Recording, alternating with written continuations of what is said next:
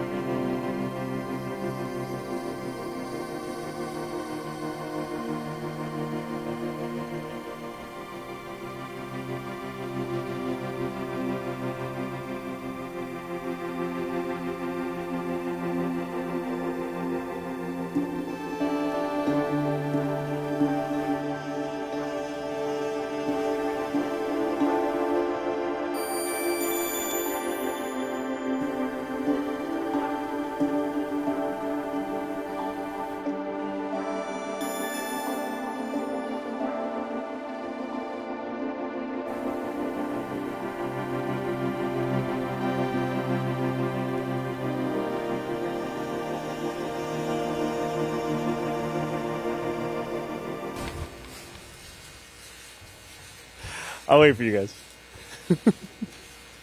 Don't mind the garden.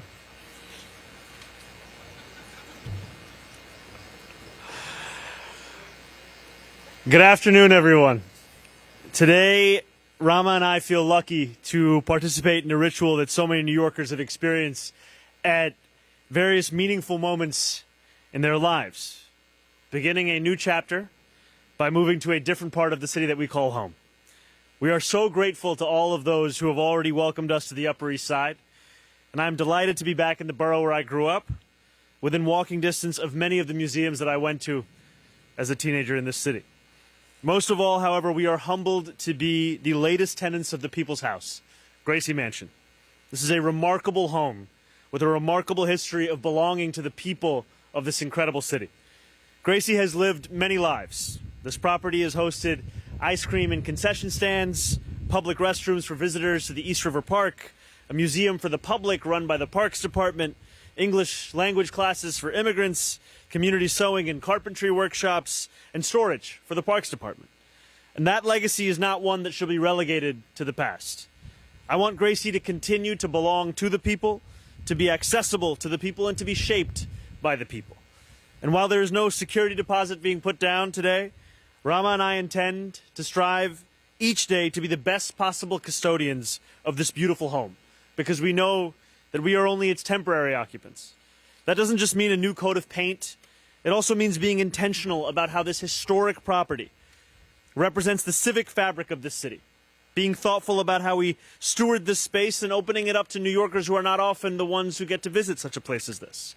Above all, while I may be changing where I rest my head at the end of every evening, I will not be changing anything about how I interact with the incredible New Yorkers who call this city home. I will remain in the streets surrounded by the people I have the great privilege of serving. I will continue to take the subway, ride the bus, get on a city bike, and I will never close my ears to the concerns and the opinions of New Yorkers. So for the first time, but certainly not for the last, on behalf of the First Lady and I, welcome to Gracie Mansion. Thank you.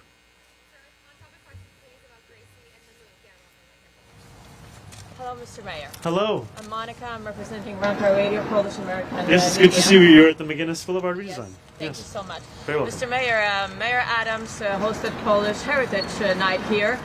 Will you continue this tradition? I have to be honest with you, we haven't yet made decisions about which nights we're going to continue to host and what events will be here, but I can commit to you that this will be a place that New Yorkers will be able to see themselves, not just on TV. I have one of them, too. Okay, we'll start with Gracie. Eliza, go ahead. Just going to ask, I know you grew up across the park. If you could tell me a little bit about your relationship with New York as a kid, museums, doctors, friends, therapists, what's the Upper East Side?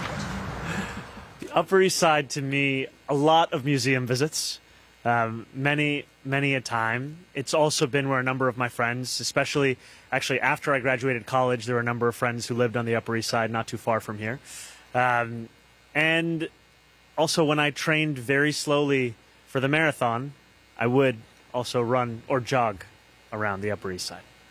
Hi, Mr. Mayor. Hi, how's it going? Good. I wanted to ask you, what do you plan to change inside? Is there anything that Mayor Adams left that you wanted to change in particular? And are you worried at all about the ghosts that the previous mayor? A lot of people keep talking about the ghost. I haven't yet met the ghost or heard from the ghost. one thing that we will change is we will be installing a few bidets into Gracie Mansion. That's an aspirational hope. We'll see if we can actually get it done. Yeah, Josie.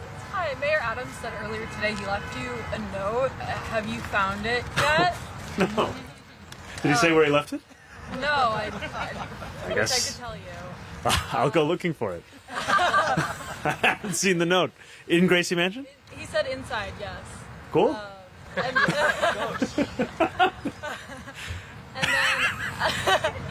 I know you've talked about getting a cat. Yeah. Are you? I am currently getting my allergy shots so that I can fight off my allergy to cats. And that's the hope. Yeah, Morgan. Hi, Mr. Mayor. Hey, Morgan, how's it going? Good. Just trying to get details on when exactly are you like moved in now? Like, are you fully moved in? Today is moving day. Today is moving So day. tonight will be the first night that I sleep in Gracie Mansion. And your favorite mayor, LaGuardia, he used to call this Gracie Farm. Have you thought about calling it something else besides Gracie Mansion? Not the people's house. It's a different house. I know. No, for now, I'm going to keep calling it Gracie Mansion. But if I have any updates, I'll let you know. Thank you. Yeah, Andrew. Now that you're on the Upper East Side, where are you getting your bagels and lox? Got to be Bagel Shop. That's my pick for right now. I've been there a couple times. It's pretty great. If you have any additional recommendations, do let me know, though. And then Andrew, go ahead.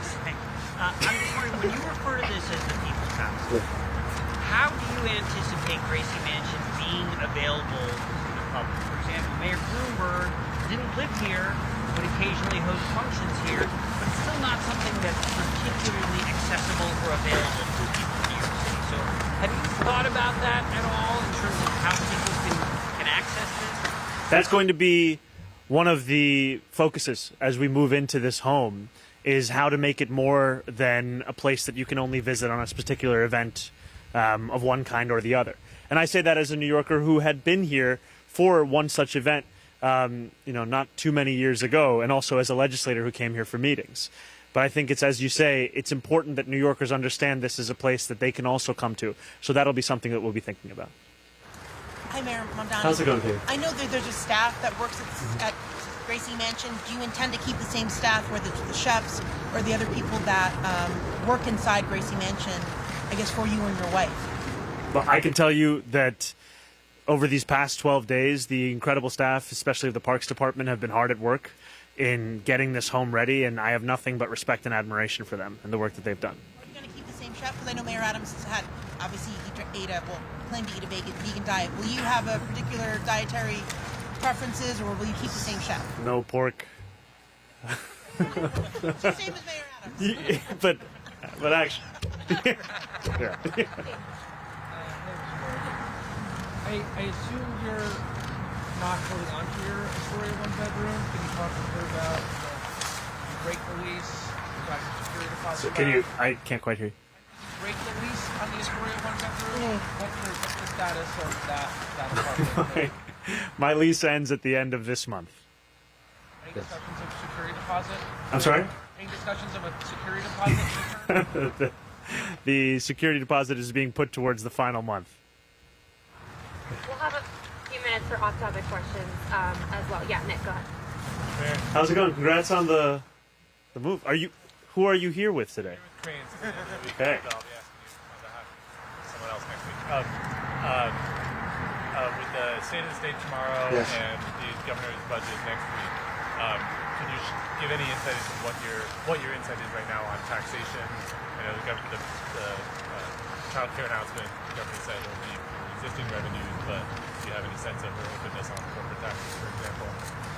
I am looking forward to returning back to Albany tomorrow for the State of the State, and also to return back to another People's House in the Assembly, and also to visit the State Senate. And it's an opportunity for me to not only celebrate the partnership with the governor on starting to deliver universal child care here in New York City, but also a new kind of partnership between the city and the state, because for far too long that has been a relationship framed more by dysfunction than it has been by any kind of dedication to the same set of constituents. But I will have more to share tomorrow.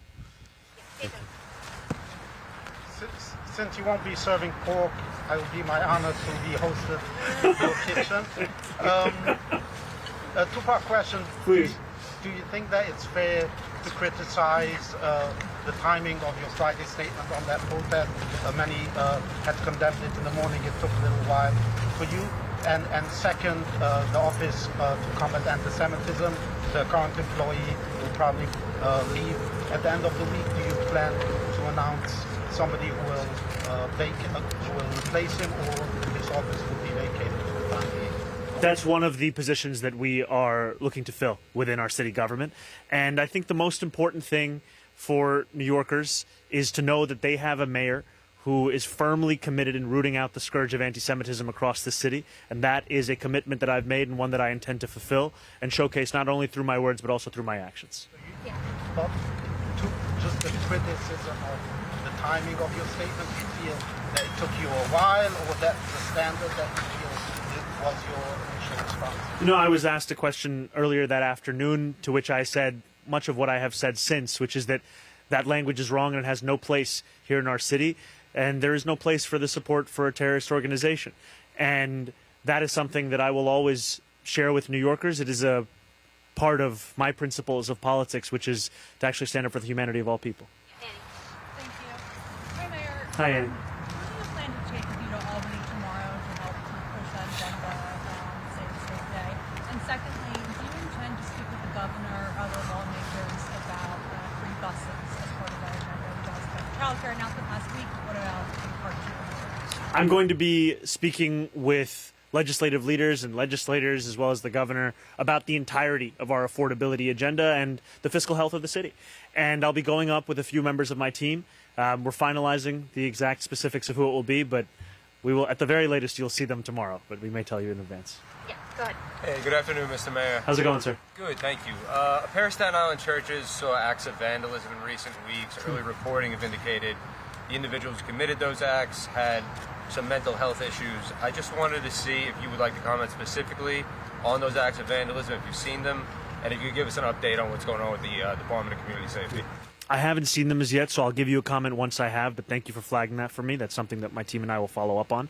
And the Department of Community Safety continues to be a focus for us, and we've been holding interviews for high-level positions within it.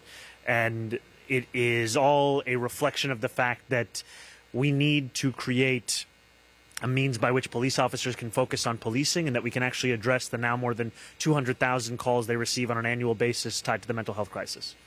Thank you, boss. Hi, Mr. Mayor. Hi, Heather. Welcome to the Upper East Side. Thank you. I recommend Madwa on 84th and York. Can you say it one more time? Madwa. Madwa? 84th and York. $2 Okay. iced coffees. Okay. Okay. Thank My you. question, there was a commercial building collapse in the Bronx just before this press conference started. Have you been briefed on that? Do you plan to head to that scene at all tonight? I haven't been briefed on that, but I'm very thankful to have an incredible deputy mayor for operations, and that's exactly who I'll be in touch with right after this press conference. Okay, last one right here. Me. Yes. Mr. Mayor, do you envision any cooperation with DHS in any area like gang activity or terrorist activity? And also, would you say that any action of DHS actually contributed to the safety of New York City for the last year? Thank you. So I can tell you that my guiding principle is to follow the law. And the laws that we have here in New York City, especially our sanctuary city policies, they prohibit coordination with ICE agents, for example, if they want to enter into a city property without a judicial warrant signed by a judge. However, what it does permit is the coordination between city and federal government on around 170 crimes if someone has been convicted of that. And so I think that's an example to where the kind of coordination is permitted. The issue, however, is that what we see time and time again is the focus of ICE's activities and much of the federal government's as it pertains to immigration enforcement is more to do with people whose only crime is simply being here in New York City. And I've shared this directly with the president. I've also said it in public that I believe that these raids are cruel and inhumane, and they don't do anything actually to serve the interests of public safety. Cooperate with DHS on some of the issues. On those 170 serious crimes, yes, as by the law. Do you think what they did for the last year contributed to the safety?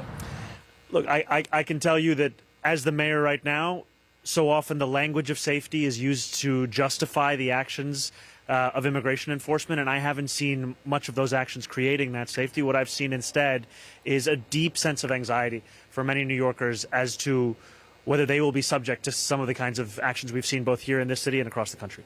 Thank you all so much. Mayor, if the Thank you, governor guys. doesn't mention anything about free buses, will you feel disappointed?